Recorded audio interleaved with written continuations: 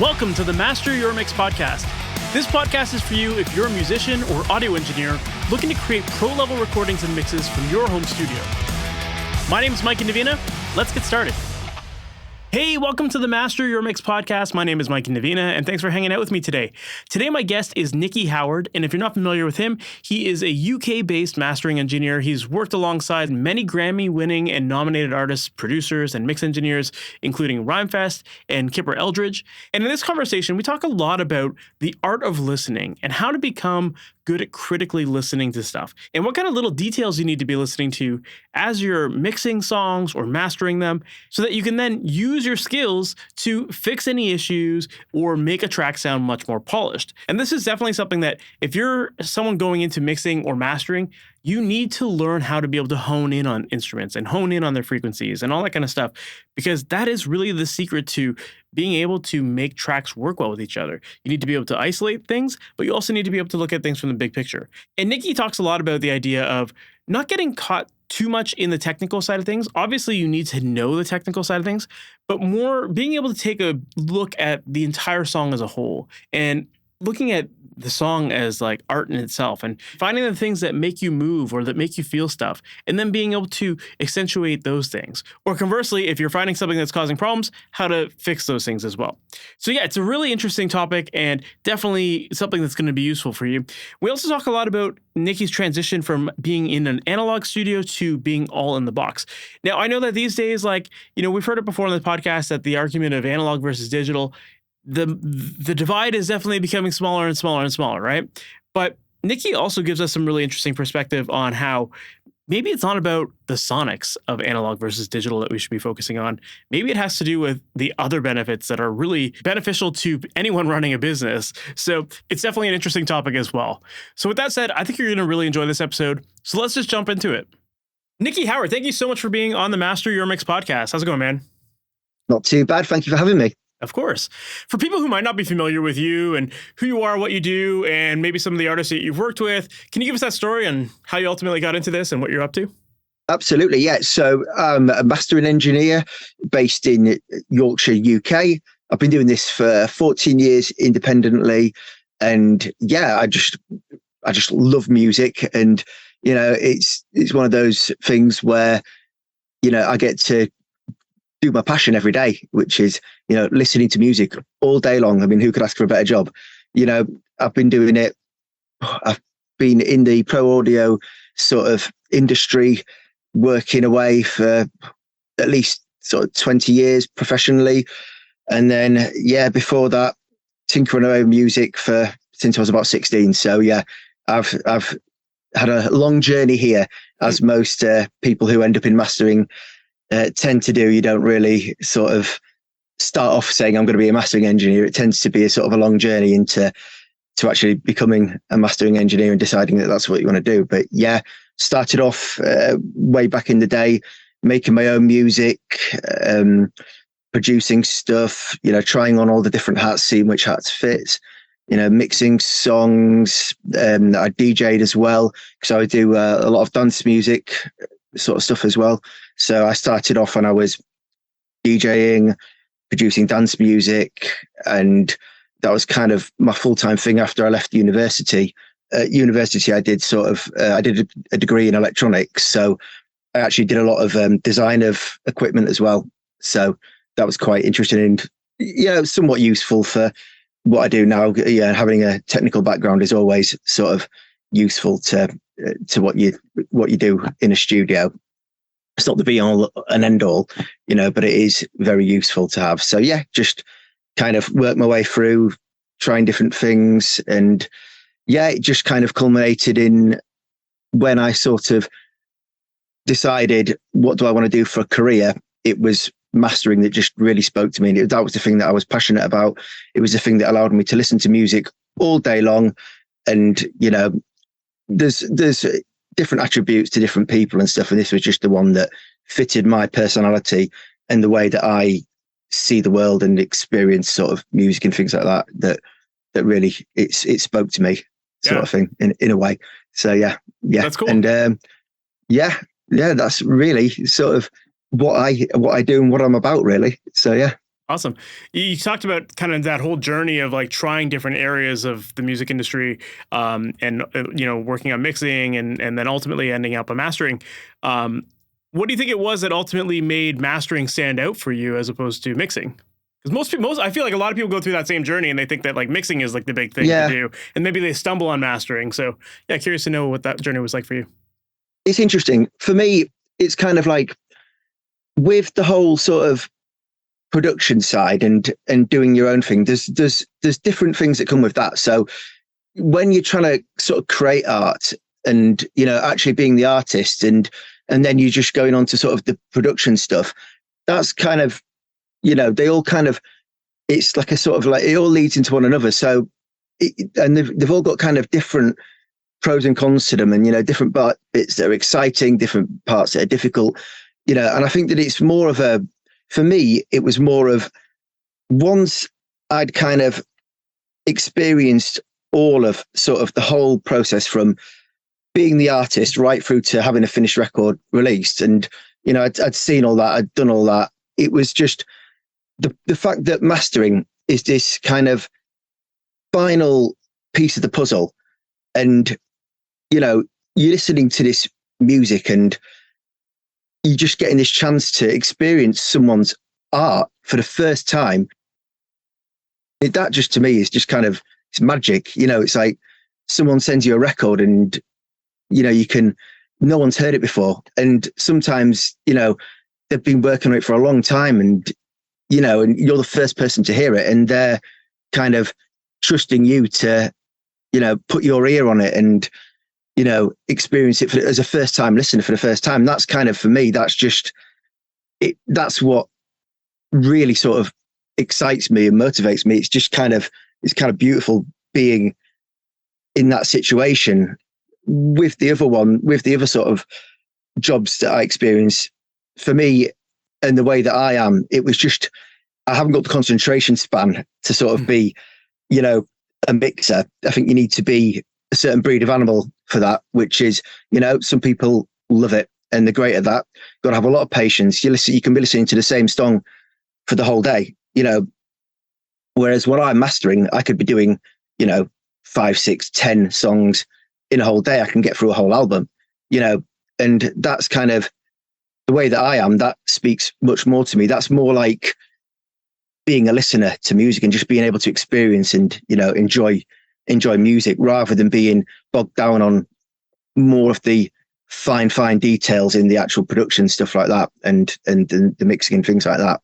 So yeah, that's a good argument for it. Like, and I totally agree with you. It's, you talked about the idea of listening to someone's album for the first time and being one of the first to actually hear it.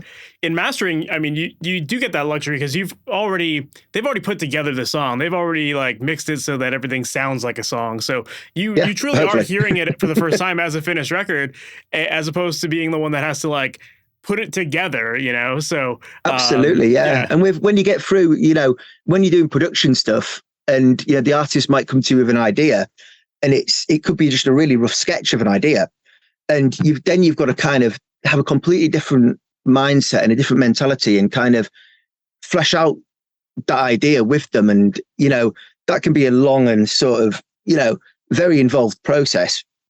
And then I think the thing is as well is that as the sort of production process goes on, from the conception, that could take the artist or the producer could be working on songs for years. They could have stuff in the bank that they're just not even, using at the time. And that could be that's a big amount of time. And then as you kind of get towards mastering, it's all narrowing down to sort of this point where, the mixing might, someone mixing a record might take, if the elder stars align, they might take half a day, they might take a day, they could take a couple of days, if it's a particularly big project. But when you get to mastering, it's a much narrower focus of what's going on, and it's much more the complete sort of musical sort of idea is being presented to you at that stage, so you can really see, well, more hear what they're actually, the artist's intending for the music at that stage. And that, for me, coming at that point is wonderful, because it's kind of, every time I play a new song, I'm re-energized, I'm reinvigorated to sort of get excited for the next project, what I'm doing, whether takes me an hour or takes me, half an hour to do a song, or an hour and a half or 2 hours, or however long it takes me. The next song's up, and, it's something can be completely different. And that's exciting, for me. Absolutely. Yeah. Do you feel like your experience as a mixing engineer was necessary to become a mastering engineer, or do you think you can bypass that step altogether to be a mastering engineer? I think it helps. It helps in the respect that you can understand what someone else, the position that someone else is in. You can understand that maybe a mix engineer is under pressure from the producer or whoever else is in the team to do things a certain way. And, at the same time, you can understand that the producer's maybe getting pushed by the artist a bit, and you can understand that the demands of their jobs and stuff. And, it's not always possible to do exactly what you would want, because it's not your art in a way. You're just a small cog in the machine, and as you get to mastering, you become sort of a smaller cog, but you become a really vital cog sort of by the end of it. So yeah, I think it's important to have that experience. It's helpful just to have, an understanding, so that it helps communication as well between people. So you can understand what they're saying, and, if you speak the language, then half the battle's already won, sort of in a sense. Yeah. That's cool. So then how did you ultimately learn how to become a mastering engineer? It's one of these things, isn't it? It's how do you learn to listen to music? How do you learn to develop taste? You know what I mean? For me, that's what mastering is. It's the ability to listen to someone's listen. It's listening.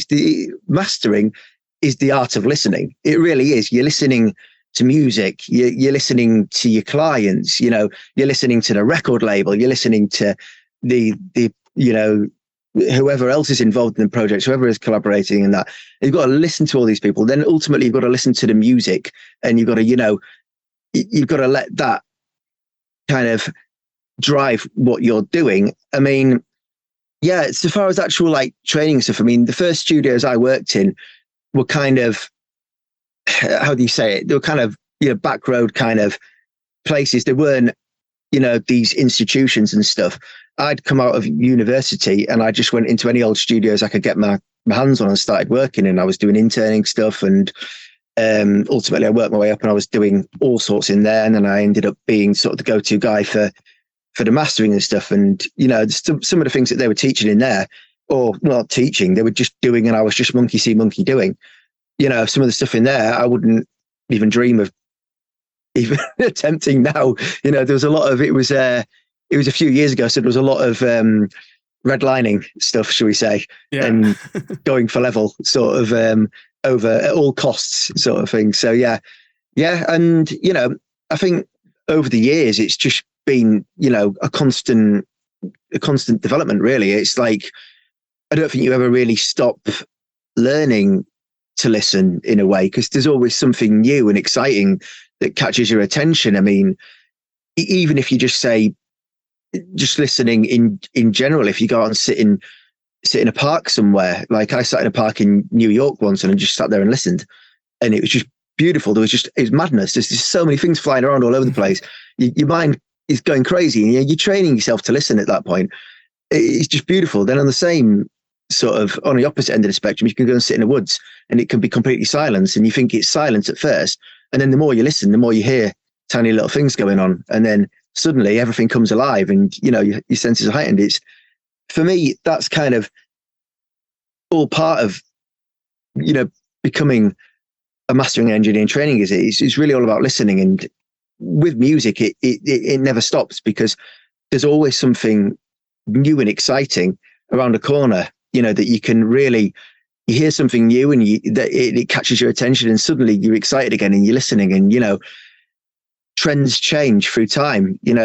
Over the years I've seen it change completely what people are doing and how people like to consume the music. There's all sorts of driving factors behind that, but you've got to be constantly listening and constantly adapting with that as well, because if you don't, then if you just stick to doing the same thing, you're not paying attention really. And you need to pay attention to stay relevant, don't you?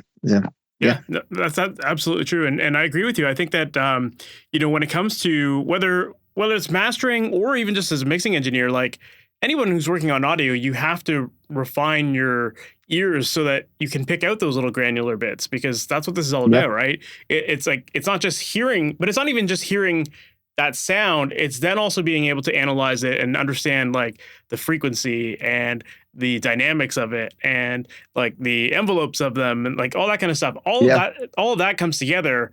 And if you're mixing, like, you have the luxury of going in and adjusting all those individual tracks. As a mastering engineer, you don't, but you still have to be aware of all those things and how they're affecting the entire mix so that you can take that bigger picture point of view on it, but still know kind of where certain frequency or certain instruments live in the frequency range or frequency spectrum and that kind of stuff. So, I think that's completely true as well, and I just sort of add to that and say that, it's one of these things where you can, when you sort of first start, you can become, I see a lot of people getting quite obsessed with sort of frequency ranges and, this is at 200 hertz, this is at 100 hertz, and all this. And they talk about sort of music and mastering like it's some sort of science experiment sometimes. And for me, it's that technical stuff is important to understand and have in the back of your mind, but it's not what this is about. It's about music and it's about art. That's the big thing for me. It's kind of, especially with the way that I've seen it change over time. And, social media is such a big influence now on people wanting to get into doing things like, say, mastering and, and audio, things like that. And there's a lot of sort of like noise out there, and a lot of it's sort of centered around, really, really sort of centered around sort of like thinking of things like looking at graphs and, looking at frequency analysis plots, looking at, what frequencies, what, and all this sort of stuff. And there's not, for me, it feels like there isn't quite enough talk about, the actual music itself and what that means and what the art actually means, like, obviously, like I said, when that technical stuff is important to have, but it's something that you want to have at the back of your mind once you get to a certain stage, because you want to be able to just vibe on music and work with it instinctively. You don't want to have to be thinking to yourself, this is a so-and-so, I need this sort of certain filter at a certain EQ or something like that. You want to be able to just sort of flow with it. You want to be able to go into sort of a flow state where you can just really, really enjoy the music and just, and experience it as well, because I think that's going to ultimately provide a better service, because you're going to be far more invested in making the music actually sound good than you are, say, thinking about EQs or numbers or meters or things like that. You're putting all of that to a side. You understand that that's, something you've got in the bank, so you can just concentrate on making the music sort of sound the best that it can be and doing what your job is, which is essentially it's getting projects over the finishing line, and it's connecting the art from the artist to the listener in the best possible way that you can, that makes the music sort of allows the music to be what it's meant to be, and connect in a way that is meaningful to that piece of music that you're working on, really. Of course. Yeah. So I totally get what you're saying, like about you need to enjoy the music and see it from the big picture and, appreciate it for what it is. But obviously, like the technical part of it is part of the job. But it's not like a mastering engineers are just sitting in their room listening to music and saying it's done. Sometimes that might happen. But as far as like facilitating that art and helping that vision come to life, maybe we could dive into your process a little bit there. Yeah, I mean, that's the thing. It's like the technical stuff is important to have and to understand 100%. And, without that, you're going to have a big gap in your ability to actually do your job. So it's incredibly important to have that. But once you've kind of got that, anybody can go and understand how an EQ works. Anybody can go and understand how a compressor works, anybody can go and understand how a limiter works, or anyone can understand, sample rates, or how anything like that. The technical stuff, you can go away and understand that, and put that into your bank, and it's there. That's great. But ultimately, when it comes down to actually making decisions about what you're going to do, that's all about your kind of experience and your ability to listen and your taste. The fact that you've got all this information and tools already put away in the bank, that's great, but that's not what's actually making the decisions and driving Gotcha. where you're taking the music, sort of thing. Yeah, so it's not like, it's just more about how you use those skills and when to use them. Not feeling like exactly. Because you have that technical knowledge that you need to apply everything all the time. It's just being creative with your skills. And the thing is, as well, is that you never stop learning. There's always something new around the corner. It's just it's one of those things where the technical stuff, for me, it's important to have, but it's not as important as sort of being able to really, really listen and appreciate the music, and really understand what it is about a certain piece of music that maybe provokes. If you've got a piece of music that's meant to maybe meant to be making somebody happy, or maybe a piece of music is quite sad, or it's an angry piece of music, understanding what makes that the way that is, and how you can enhance that and make that bring that to life, and really get that to be in the best possible shape it can be, to connect to the listener and really make them feel something. That's the skill that's probably much more important, but it's much more difficult to sort of develop and grasp, really. Gotcha. Yeah. So then, as far as like starting a new project, what's your typical process like? Like, how do you start a project? What are you listening for? What kind of process are you normally doing there? So, I mean, obviously, every sort of project's a little bit different, and it always starts off with communication. So it'll start off with somebody contacts you, and then the first thing I like to do, personally, I'd rather have very little information about what's going on with the song, and I'd just like to listen to it first myself. The minute they a client sends me through some music, I just like to listen to it, and then that gives me a feel of what's going on, so I'm instantly painting my own little picture of what this music's about. And then when you speak to the client, they might sort of paint a completely different picture to you and say, oh, actually it's about this, and this is what I was going for. And you go, okay, well, if that's the case, then I was somewhere different, so we need to go in a certain direction with this sort of thing. So that's always the first thing, is just having a listen to the music, having a listen to the client, sort of. And then once that's kind of taken care of, and you're at a point where you're all ready to go, and you've got your mixes all ready, and you're actually into the session, then it really is a case of sitting down, listening to the actual sort of song. And it's kind of like, I just like to listen. I don't like to touch anything for the first pass. I just like to listen all the way through, and then I'm already painting a picture in my head of saying, this is where, in my mind, I know exactly where I'm sort of going by the end of the song. I've got it already sort of worked out.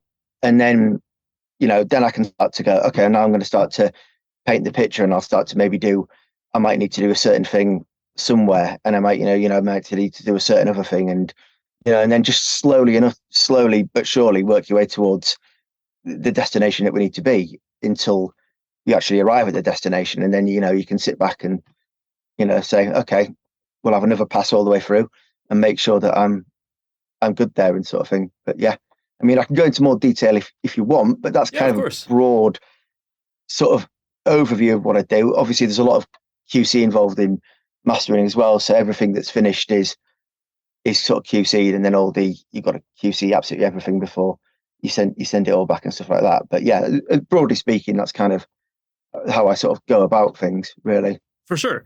Yeah, that makes sense. You got to have that first listen to know where the song needs to go. As far as like a typical mastering chain for you, what does that typically look like? Yeah, so I think obviously with the first listen, I'd always, if I've got a project that's maybe, it depends what I'm doing as well, because if a project's got vocals in it, 9 times out of 10, that'll be going into RX first. So Isotope RX, because usually I can find little kind of artifacts in there that I'm going to find, I think are distracting. So I'll maybe start off doing some corrective stuff in there. So it's like, it's basically like the way I approach things with sort of things like mouth clicks, glitches, clicks, pops, sibilants, things that could possibly distract from what the music's trying to say. So that's kind of the stuff I want to sort out first, because when I come to actually start, going for a proper, listen through and starting to actually trying to get into a flow where I'm actually working, I don't want to be distracted by that myself. So ultimately, you don't want the end product to have these distracting things in it, but you don't want to also be cut off halfway through your flow and going, oh, there's a click in this here, or oh, there's a glitch there, or there's some really strong sibilants there, because then I've got to stop and start, and it just ruins the whole flow, and then you end up disconnecting from what you're doing. So I generally start with, if there's any cleanup that needs to be, then I'll just clean up, things like that. And for me, the way I do that is more about removing anything that's distracting and trying to leave anything that I think's maybe actually meant to be there, and like bringing characters. So you can have sometimes where there's like, sibilants or breaths or a little mouth flick in the music, and you can just tell that it's supposed to be there. It's part of the performance. And if you remove too much of that, it can get a bit sort of, it can be too sterile in a way, and it doesn't feel real anymore, sort of thing. So there's a fine line there, sort of thing. But yeah, that's my general starting point. And then when I'm actually starting to master, I'm usually just kind of EQing really to start with. I mean, for me, the actual mastering is probably, it's mostly EQ really, is what mastering is about. It's I'm sweeping things around and just, being like mad, and, just trying to catch a vibe of where I'm trying to go with it, and just, waiting for things to click into place. And you kind of just know when that starts to happen. And then, yeah, I mean, I'm a big fan of A-Bing. I like to have two things. I don't like any more than two. I just like to A-B. So even with my EQ, I'll maybe set up a EQ and I'll be like, I like that. That's sounding good. And then I'll just go again, and I'll go B, and I'll do another EQ, and I'll go, I like that one as well. And then I'll do a blind test, and I'll say, which one do I like more, sort of thing. And then that's kind of getting me in the right direction. So yeah, and then it just really depends on what the song needs. It can be as simple as, once the EQ's dialed in, just putting a limiter on the end. Then it's a case of, bringing it up to sort of a suitable level that's gonna work for the music and the mix that you're given and stuff like that. And just again, it can be as simple as, this just works, I'm going to try another limiter, or I'm going to try another setting, A B them until I've got somewhere that I'm good. But I mean, in between that, there can be, a million different paths that you can take depending on what you're presented with. So yeah, and then obviously once you've got to a sound that you're happy with, I like to print off my masters, and then I'll just do a full QC through, start to finish again, and just make sure that I'm totally right. Then it's a case of creating all your deliverables. So I like to create a master sort of, right, and then have all my other alternate passes coming off that. So different sample rates and bit depths and things like that will be all done post from the actual my master, and then all the other masters will come sort of off that. And then again, yeah, QCing, packaging it all up, and making sure that everything's fully taken care of very carefully, sort of start to finish. But yeah.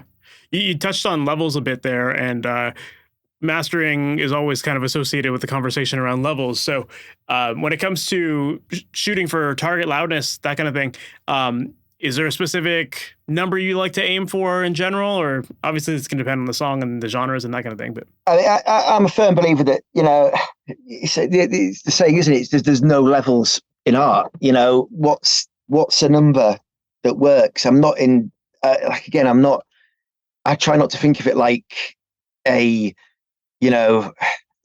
like an accountant sort of thing. I'm not thinking about numbers. I don't want to fixate on numbers.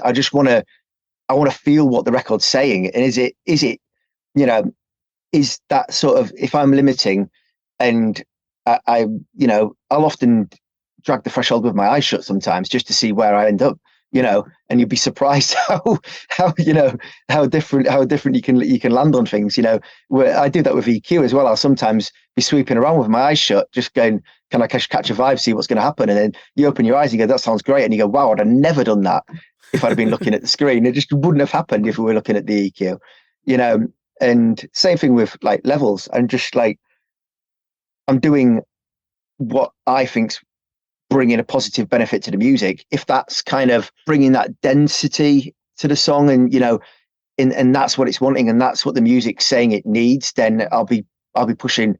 I can be pushing pretty hard on that. But at the same time, if it's kind of delicate and there's transits in there that the contributing to the feeling of the music, you don't want to be pushing so hard that you're stifling all that and taking away from what the artist's trying to say. Essentially, you've got to be. It's not a one size fits all, and it is. Again, it's down to your kind of experience and your taste, and how you've trained yourself to listen. Things like that. Checking out the main sort of one of the main things with over limiting is you start to get distortion creeping in. Because obviously, anytime you sort of limit something, you're introducing distortion into the chain. So it's being able to recognize that and being able to listen and understand whether that little bit of distortion is actually adding something. Is that little bit of crunch actually bringing something to the music that it needs, or is it something that maybe it is taken away from the message? And these are all kind of decisions that you're not thinking about at the time. It's just subconscious sort of thing. When you're doing it day in, day out, you're just making these decisions without even thinking about it. You just like, you can go into a flow state and just vibe and you're just working sort of thing. So yeah. That makes sense. And with everything you've said about kind of that, taking that holistic view of the whole mix, again, it goes back to what you said earlier with the just not getting too caught up in the technical knowledge and feeling like you need to, because you heard someone masters at -8 LUFS, you need to master that. It's like it all comes down to what the song needs, and ultimately just taking that big picture. I mean, obviously, there's caveats with everything like that, because again, it goes back to having this technical knowledge in the bank and stuff like that. Obviously, there's certain things that you could do that wouldn't necessarily that might hinder the music. If maybe somebody was going for sort of like, I want to go for a song on streaming and it has to be maximum sort of playback level and it needs to complete in a playlist, then there's certain things that you could do in that regard that would help it, sort of thing. But for me, it's not about kind of necessarily going with the intention to sort of do all these things in that way. It's having the knowledge that I understand how this all works, so I can sort of just concentrate on what I'm doing, which is trying to make the music sound the best that it can be, sort of thing. Yeah. So then how do you approach mastering albums rather than singles? Like, is your process any different there? Yeah, I mean, with albums, obviously, you've got the added kind of complexity in a way that you're trying to make things work as a whole, and you want it to be a coherent listening experience as well. The difficulty there is obviously that you might have an album with songs in it, and you still want some people still might want them to compete, on playlists and things like that when they're taken off the album. So it's all with something like that. I think you're always going to be in a situation where it's a little bit of a compromise, and obviously there's going to be songs on the album that maybe lend themselves to being, treated differently to other songs. So it's just being sort of sensitive to that and just trying to find a ground where you're happy that everything's sort of, connecting the way it should and working the way it should. But at the same time, you could pick apart any one part of that and listen to that, and that'd still work as its own thing, sort of thing. So yeah, that's definitely one of the funner parts of sort of being a mastering engineer, trying to make those decisions and getting all that to work together. That's like a challenge. That's what I love doing albums for that reason. It's kind of, it adds a, doing singles, you're shooting for what's the music saying, how can I connect it, how can I make it the best it can be. With an album, you sort of got this extra thing where it's got to be this whole body of work, and how does it flow, and if you sort of if you're doing all your vinyl sequences and things like that, then you got to think about your gaps between songs, and how does it one song end, how does the other begin, and there's just that added level of complexity that just makes it a bit more exciting in my opinion as well. So, yeah, certainly much more of a challenge to get that consistency and that Absolutely. flow throughout the and there's obviously challenges that come with that, and you get especially when you're doing things like level and things like that, like we were talking about, because you might have one song on the album that comes into you super hot already, and the rest of them could be dynamic. I've had albums where different people are mixing different songs, and some of them are just mixing completely naked on the master bus, and it's super dynamic, and other people are mixing with a load of stuff on, and it comes in kind of already hot there. So you've got this kind of, then you've got a situation where how do you do it? Do you bring down your really dynamic stuff to match the really really really crush one, or do you sort of bring that down to match the others? And often it's a bit of a, often with that, I find it's best to just at least have a conversation with whoever's on the team doing the thing, and just go over those things with them, just to make sure that everyone's aware sort of what you're going to be doing, rather than just sort of wading in and doing your own thing and going, I've made a decision, this is it, sort of thing. I think it's much better when that sort of thing's collaborative, which is, it does happen on albums quite often, sort of thing. Yeah, that makes sense. So, yeah, it definitely makes sense. You have to have those lines of communication with your clients so that you know what their vision is, so that you're ultimately fulfilling that, as opposed to just like making your stamp on it. Yeah, absolutely. I think that's just one of the massive things in mastering as well. It's just communication and just collaboration, and listening to what people have to say. You don't necessarily have to agree with everything they say, but when it all comes down to it, they are your clients, and you aren't the artist. That's their music and that's their vision. So I'm here to just try and facilitate that as best I can. Sort of, if I can bring something of myself to it that's exciting and I think's great and they think's great, that's wonderful. But ultimately it is about making sure that they're 100% happy that you've sort of fulfilled the brief, and you've given them what they want for their art, really. Yeah. Of course, yeah. Well, one thing I wanted to ask you about too is that I know that you told me that recently you switched from being an all analog studio to working now entirely in the box, and that can be a pretty big switch for some people. So I'm curious to know, like, what inspired that change for you? Yeah, I mean, I don't think I've ever really been either analog or digital. Sort of, I'm not sort of a purist in that respect. I mean, like I say, at university, I designed equipment. I did my sort of thesis on, I designed an EQ sort of thing. So I've very much got my hand in sort of the technical stuff like that. I've done all that. I understand how it all operates and stuff like that. But I mean, for me, it's just one of these things where I enjoy using analog equipment, in the fact that for me, the benefits of sort of using analog equipment is it is fun to have these things around and play with them and experience that sort of thing. But at the same time, we've kind of, for me, we've got to a stage now, at least now, where I don't feel like there's really much of a debate whether which is best, analog or digital. It doesn't really matter. It's so long as you are arriving at the same destination that you intended to arrive at, it doesn't matter how you get there, sort of thing. In my mind, it doesn't really matter. I mean, I do think that there's a lot to be said for experiencing using analog equipment and actually have that hands-on connection and actually being able to do that, because I don't think I'd work the way that I do if I just purely use plugins, because I see a lot of people they've never used analog equipment and they're on the plugins, and it can be quite a visual thing. They're kind of really, really looking at what they're doing, and there's a lot of these plugins. They've got lovely sort of meters on them, and you can be really kind of fixated on what's going on that, and and you're not quite as sort of experimental with your mouse. Whereas with analog equipment, you're not afraid to just turn every button and to flick every switch and see, well, what's going to happen if I do that? What happens if I do that? Sort of thing. So there's that kind of you don't see that mentality as much when people are sort of working with plugins. But then again, if for people like myself who've been there and done that, I kind of bring a bit of that to what I do with plugins anyway. I'm just always flicking things all over the place and just seeing what happens when I flick this. What does this do? What does this do? And yeah, that's kind of the way I sort of work and see it. Yeah, the differences I sort of see between the two, sort of thing, with people, the way that people work on them.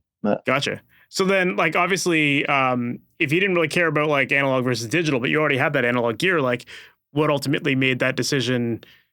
What made you make that decision to just say, like, you know what, I'm going to sell this stuff off. I'm going to go all plugins now. Yeah, I mean, it isn't like I've still got quite a lot of my equipment, to be honest, in boxes away places and stuff like that. So I haven't completely got rid of it. But at the same time, it's not something that I don't feel like it brings any benefit to the ultimate,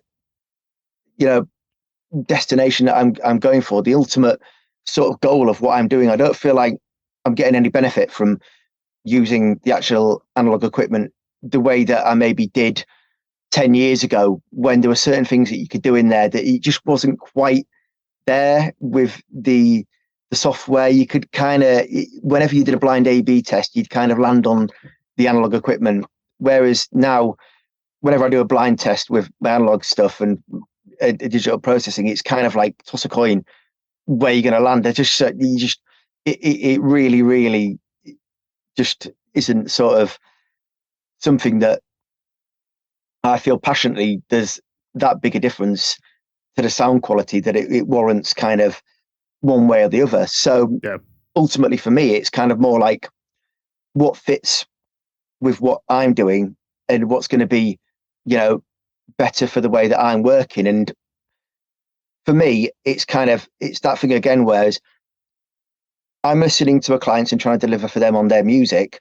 Does the analog or digital matter? I don't think it matters either way. So what else have I got going on with what I'm doing? And the other thing I've got going on is, what do my clients want? Well, what my clients want have sort of changed quite a bit over the years. I mean, the way that people sort of operate now, they want things fast, and they want them it's this world of sort of instant gratification in a way. And I don't think like things like your sort of online mastering things, which, you can go into that if you want, but, that hasn't helped with people's attention spans for things as well. And, everything's kind of click a button and you get it now sort of things, on-demand TV, stuff like that. I mean, everyone wants everything now. And my clients, what they want from me is they want me to work fast, and they want me to be on time, but they want me to deliver the same quality that I always have. So I can just work a lot faster, and I can be way more on time than when I'm working digitally than I am in analog. And I can also be way more available for them as well. So things like revisions and, swapping mixes and things like that, when I'm working digitally, I can do it so much faster than I can with my analog. I mean, yeah, you've got like, with the analog stuff, you've got to set everything up again. And then you've got to really check everything, because the beauty of analog equipment that can be so magical about it, and why I still think it's got a really good place in certain things, like in production work and things like that, it can be really, you can get some magic out of it, but it can change on a daily basis, especially when you've got bed tube gear or something like that. You can turn it on and it doesn't sound the same when you turn it on to half an hour's time. It's, and if you've got a revision that needs to be done fast, and you've got to wait half an hour for your equipment to warm up, you end up with a lot of downtime sort of thing. And then there's always, with my analog equipment, I was always having something in my workshop in bits, oh, that's gone wrong, something's misaligned, I've got to check that, things like that. So having that consistency was really kind of good as well. But yeah, just having the ability to swap mixes fast and deliver back to people quickly is a really big plus for working digitally opposed to sort of in the analog realm sort of thing. But yeah, so it sounds like that switch to digital was more of a workflow decision and also like a customer service decision as well. Yeah, I mean, I think that's exactly it. I think if you agree and your mind, and everybody's different, everyone's got different opinions, but my opinion is that once you sort of say that, you're working, the sound, you're going to get to the same destination no matter whether you go digital or analog, then that's out of the equation. So then what you're left with is, how do you like to work? Some people just couldn't do without turning knobs and feeling that connection to the music through the analog equipment. That's cool. If that's so important to you, then brilliant, keep doing it, sort of thing. For me, I didn't lose that when I sort of switched to digital, sort of thing. It just didn't feel like I'd lost anything, sort of, with regards to that connection. I still feel just as connected ever. I think that's maybe because of, obviously, I've had the experience with the analog sort of stuff, and I feel like that's kind of fostered that mindset anyway. So it's kind of embedded into me already, sort of thing. But yeah, then it's on to what else have I got left that's in the equation once I start factoring things out. And it's efficiency, it's time.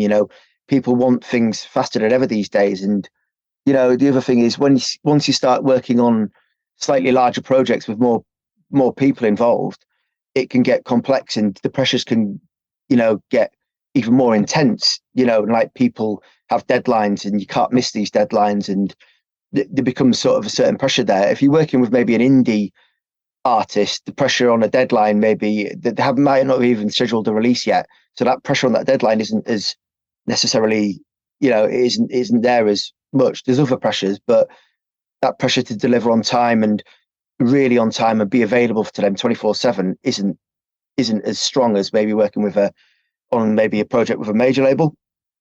I mean, a good example of that was, I'd done an album for a major label and it'd all been sort of signed off and ticked off by everybody involved. Great stuff, everyone's happy, sort of thing. And then I was away on holiday and I got a email through saying, urgent, there's been a copyright thing on a sample in one of these the mixes, we need to swap it. The album's releases tomorrow, sort of thing. And I'm away, so I was like, oh god. Luckily, I have my laptop's mirrored to my studio PC, and I had my headphones with me, my great headphones and my great headphone amp. So within the email coming through, within an hour, I'd got the session back up on my laptop. I'd QC'd it all there, and I had it back to him within an hour. So in that situation, the record label were brilliant. Everybody involved was brilliant. I'm somebody that they can trust to deliver when the pressure's on. If I'd have said to them, on the other hand, sorry, I can't print this again because I'm on holiday, I'll be back in a week, sort of thing, when I get back to my analog studio and I can print it, I'd have probably been in deep trouble and they'd have never worked with me again. And yeah, so I would have been blacklisted for that. So yeah, I think that's another thing that's a massive consideration, is that if you're going to work on these projects with larger people and larger pressure, and it's not just and there's a lot of people sort of depending on you at that stage. When you're working on that sort of level of stuff, you've got a whole pyramid of people underneath you who are depending on you, and if you're sort of not available for them when the pressure's on and when something goes wrong, then they're just going to go to someone else, basically, and someone who can sort of do that, sort of deliver that kind of service for them, really. That makes sense. Yeah, I mean, it definitely, like, these are all very, very strong arguments for why moving to a digital way of working makes so much more sense. And I think most of the people listening to this, they might not be working on major label records, but it's still, a lot of these advantages still apply, just working fast, Absolutely. being able to recall things, and making even your local artists happy, that kind of thing. I mean, that's it as well. And it's like, especially with people I see a lot of people who have like, they've got these big analog studios, and imagine if you've got a whole album that you've done for somebody and you've done it all through analog, and maybe you've got a different kind of setting for every song on the album. That to print that album is, even just printing it in real time is, and changing the settings on it, that's a big time sort of commitment. And if they turn around to you then and said, right, we've changed a few things on this mix, we've changed a few things on that mix, we want you to do this on this mix, you've got to kind of then go, okay, right. And then you've kind of lost, you could have lost half a day, just redoing that. Whereas if you're set up with digital stuff, then you can hot swap things in fast. And then it is just a case of, doing what you need to do, printing it, and then just QCing it and back to them, sort of thing, which it can be, that can save so much time in those sort of situations. It's kind of, it becomes, when it adds up sort of a couple of hours here and there over the course of a week, then you add that up to a course of a year sort of thing. And then suddenly it becomes, quite a big sort of time saving for you, which is, it's efficiency, isn't it, at the end of the day? Of course, and, and it gives you more time to sort of chat to a client on the phone that you might not have had, or, get into an email discussion with somebody about something to do with the music or something that you might have otherwise been, that slam that you didn't have time to because you're trying to make ends meet and things like that. So, yeah, in a sense, it can free up a bit of time as well. So, yeah. Yeah. So on that note, then I'm curious to ask, like, how long does it typically take you to master a track? Maybe two parts of this. Like, how long did it take you when you were in the analog world versus where you're at now? Yeah, I mean, it's difficult to say. I mean, obviously, with the analog stuff, I don't think there's, maybe sort of start to finish mastering a song, it wasn't necessarily that super much faster sort of, or slower. I don't think there's like, it's not, that's sort of the area that I don't feel like there's a huge sort of, time discrepancy saving sort of in that regard, because, when you're on a single or something like that, you're still sort of doing the same motions here or thereabouts. And, you maybe save a little bit of time when you're printing the master, if because you've got a real time run it through an analog and you don't have to in digital, and, it comes out straight away sort of thing. And yeah, you might save a little bit of time there, but I don't feel like that's where the real sort of time saving is. The time savings come in when things start to change and recalls start to happen. That's when it sort of suddenly becomes, okay, right, I'm starting to really see a difference here. That's where the real sort of time saving comes, because when it comes down to it, it doesn't matter if you're recording in analog or, you're doing it in digital. You've still got to listen to the whole song at the end anyway, because you've got to QC it. So, when I used to record in analog, I'd sit there and I'd just have it real time recording, and I'd have it on and I'd sit there and I'd just listen. And that's kind of your QC, is listening to the real time print. So it's the same sort of, you sort of saving the time. Yeah. I mean, yeah, that's kind of, for me, where there's not a lot of huge difference there sort of thing. It's really the other parts of the job that sort of suddenly start to add up and make a big difference. Yeah, that makes a lot of sense then. Yeah. Another question I had for you just was in relation to some of the projects that you worked on. Like you tend to work a lot on a lot of like dance music and R&B music and that kind of thing. And in that genre, the feel is really important. Like having a big low end that like hits you hard and gives you something to dance to, that's really important. So I'm curious to know, like, how do you go about adding low end to your masters in a way that can sound big and focused and give you that energy, but without making the track sound muddy? Yeah, I mean, that's it. One of the things that people are most concerned about when they come to me, it's like, one of the most common things that you get in an email, when they get your track, here's my song. I'm not sure about the low end. That's kind of, I get them every day sort of thing. Can you just listen to the low end?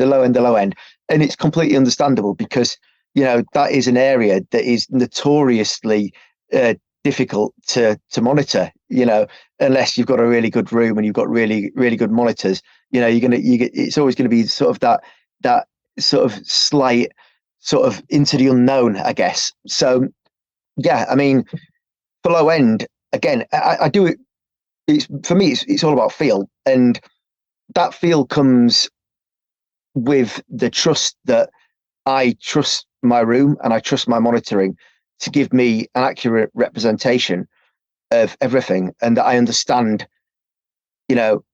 how that sort of that's translating to me. And yeah, so if I've got, say, a lot of the time with mixes, I'll find that a lot of the time with stuff, it isn't necessarily that I'll get, say, maybe a hip hop track or something like that, and it's not necessarily that the low end, there's anything particularly wrong in the low end. It's just that maybe you're just not it's just not the focus of what the music's saying at the moment. So there might be a little bit too much kind of going on in the lower mids or something like that. And in those sort of situations, I always find that if you just clean up a little bit of, maybe sort of, instead of trying to enhance something, trying to sort of, in a way, sort of try and pull back on maybe what's not as important to the message of the music, helps to actually elevate everything else up around it. And sort of, I often find that that's sort of one of the best ways to tackle sort of low end, is to sort out other things that are maybe just a little bit more distracting, because then you're not having to sort of, do a lot of processing down there. And that can sound a lot more natural than sort of wading in and trying to actually do something, actually surgical in the low end and stuff like that. Mm. Yeah. So a lot of the time for me, it is letting that low end breathe a little bit and let it be sort of what it wants to be, sort of in a way. But yeah, obviously there's 50 shades of grey in between in between that and what you're actually presented with as well. But yeah, of course.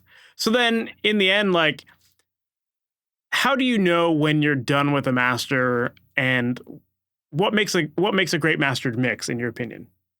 Yeah, I mean, how I know when I'm done is it's one of these things. Again, it's sort of like, over time you develop just it's weird. I mean, I just sort of, it's almost like a sixth sense. You sort of listen to it and you go, and you're just nodding away, and you're not really thinking about, oh, I need to do this, or that's a bit distracting. Oh, I wish I could hear more of that vocal. Oh, the low end's not quite right. You just kind of vibing to the music and connecting to it and going, oh, I'm enjoying this. Yeah, this is sounding good. Yeah, I'm really liking this. And then that's kind of, for me, when I'm hitting that point where I'm not wanting to touch anything at all and I'm just vibing on it, I'm going, yeah, this is sounding great. That's kind of when I'm, in my mind, I'm going, okay, I suddenly go, oh, I'm done here. Yeah, this is great. Yeah, we've got through the whole song and I've not wanted to change a thing. Sounds good to me. Brilliant. I'm done. Sort of thing. Yeah. And makes sense. Yeah. It's like when you're not distracted by the technical stuff anymore. Exactly. Yeah. When you're not thinking sort of, oh, that there's a bit of mud there, or, there's a bit of sibilant or whatever it is, or the high end's a bit sharp, or there's not enough. When the music's just feeling like it's meant to be what it's meant to be, that's kind of when I feel like I'm done with my job. I've done my job properly then. And I've done all that I can for the music then. And yeah, that's sort of links into what you said as well, which is, obviously what makes a great mastered mix. For me, that's kind of, it's the same sort of thing. It's like when you've sort of connected, when you've done what that music needed, when you've done what that music needed for you to sort of really let it sort of have its true voice and, connect in the way that it's supposed to, then you've done your job sort of properly, even if that's not doing a lot at all. If it came through to you and it was already singing, to you, and you're going, wow, this is just sounding great, I'm connecting to it already, you might not be doing much at all just to get it that tiny little bit.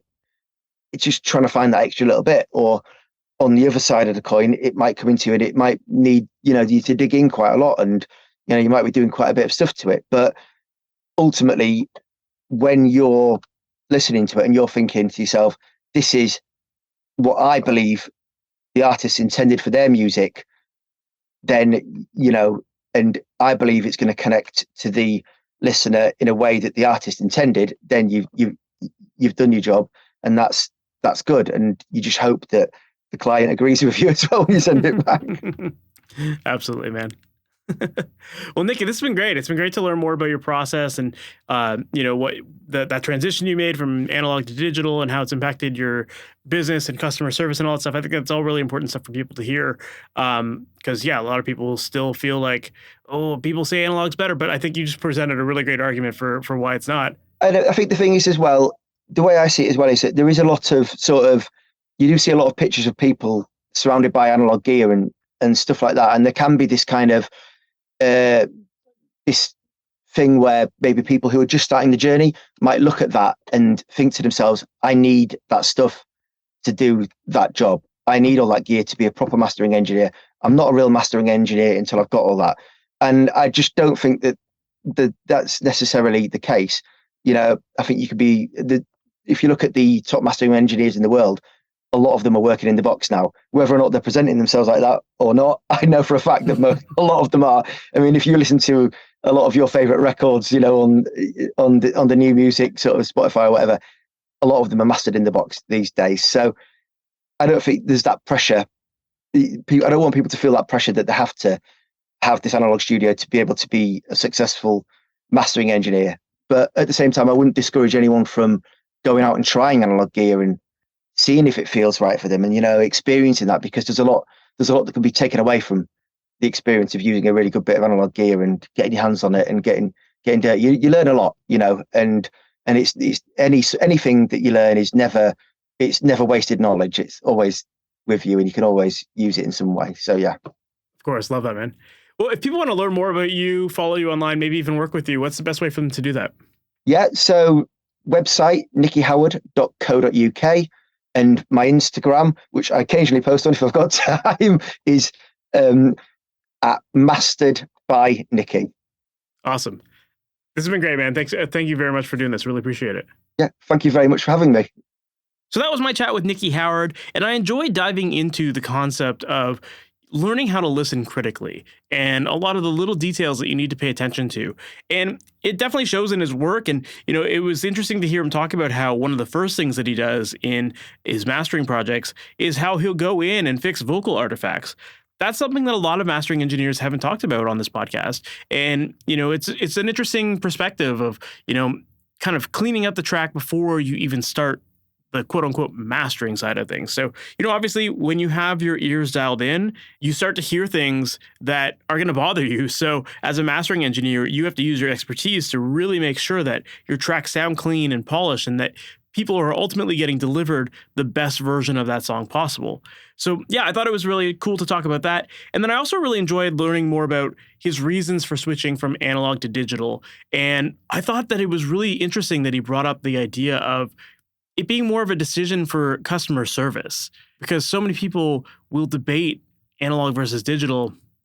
And, I think that he makes a really compelling argument for why digital is the way to go these days, and I think that just benefits everyone listening to this podcast, because let's face it, analog it's pretty expensive to get into. So, plugins, I'm definitely starting to see some more expensive plugins that are coming on the market these days, but they're still nowhere near the astronomical amounts that a lot of analog gear is going for these days. And certainly no maintenance and faster recall. And when you cut your speed down significantly, that just means that you're going to be able to take on more projects, which means you can make more in a day. And there's a lot of financial benefits to it as well. So I thought it was really cool to hear Nicky talk about that and how it's benefited his mastering business. So I hope that you enjoyed this episode, and if you did, please make sure to subscribe to the podcast. That way you're notified about all new episodes as they go live each and every Wednesday morning. And, one of the big topics of this podcast was the idea of training your ears to really be able to hear the minor details in a song and be able to hone in on specific instruments and certain frequencies and know exactly what to do with that knowledge once you have it. Well, if you're someone who struggles to hear things critically in your tracks and you're not sure what you should be listening for or what settings to be using or how to actually get the sound you hear in your head to come out of your speakers, That is exactly what I focus on inside of my coaching program, Amplitude. And in that program, I walk through a complete step-by-step process for recording, editing, and mixing your tracks, showing you exactly what you need to be paying attention to at every step of the way. Plus, not only do you learn that process inside and out, but you also get actionable feedback on your specific songs. So as you're recording your tracks or editing them or mixing them, you can submit those to get feedback to make sure that you're taking all the proper steps. And if there's anything that we think you can improve on, we're going to tell you exactly what to do, how to get there with EQ, how to get there with compression, editing, or recording techniques, or whatever it takes to get your songs to that level you expect.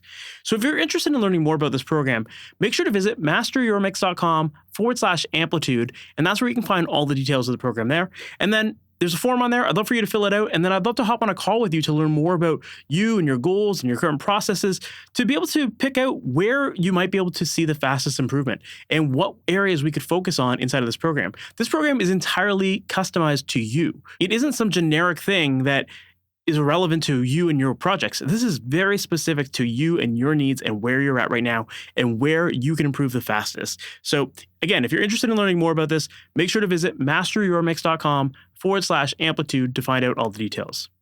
And with that said, we've reached the end of this episode. Thank you so much for sticking around to the end, and I can't wait to chat with you in the next one. Talk soon.